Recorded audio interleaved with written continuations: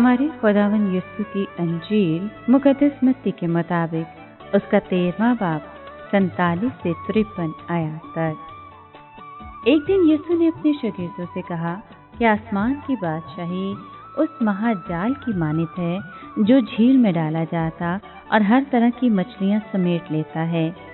जब वो भर गया तो उसे खींच लाते हैं और किनारे पर बैठकर अच्छी अच्छी बर्तनों में जमा कर लेते और जो काम की ना हो फेंक देते हैं। दुनिया के आखिर में ऐसा ही होगा। फरिश्ते निकलेंगे और रास्तबाजों के दरमियान से बदकारों को जुदा करेंगे और उन्हें आग की भट्टी में डाल देंगे। वहाँ रोना और दांतों का पीसना होगा। क्या तुम ये सब कुछ समझ गए हो? उन्होंने उससे कहा, हाँ। तब उसने उनसे कहा, इसलिए हर एक फकीर जो आसमान की बादशाही की तालीम पा चुका घर के उस मालिक की मानित है जो अपने खजाने से नई और पुरानी चीजें निकालता है। जब यीशु ये तमसीलें खत्म कर चुका तो वहां से रवाना हुआ।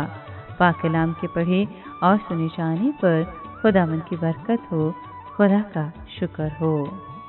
अजीज दोस्तों, आखिरी मिसाल में यीशु मसीह ने आसमान की बादशाहत को एक जाल से तशबीह दी जिसमें हर तरह की मछलियां फंस गईं।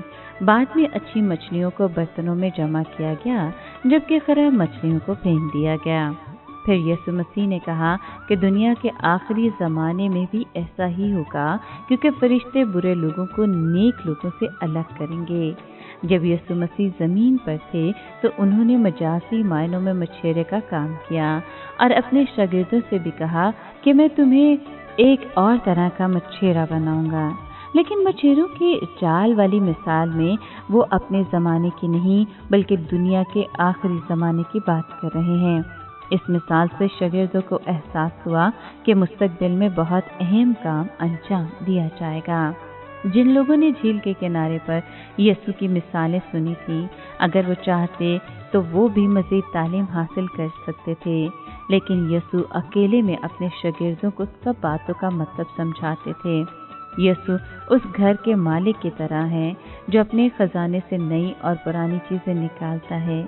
उन्होंने लोगों को मुतासिर करने के लिए मिसालें देकर तालीम नहीं दी, बल्कि उन्होंने इन मिसालों के ज़रिए अपने शागिर्दों को ऐसी सच्चाइयाँ सिखाईं जो एक अनमोल खजाने की तरह थी। वाकई यीशु जैसा उस्ताद कोई न था।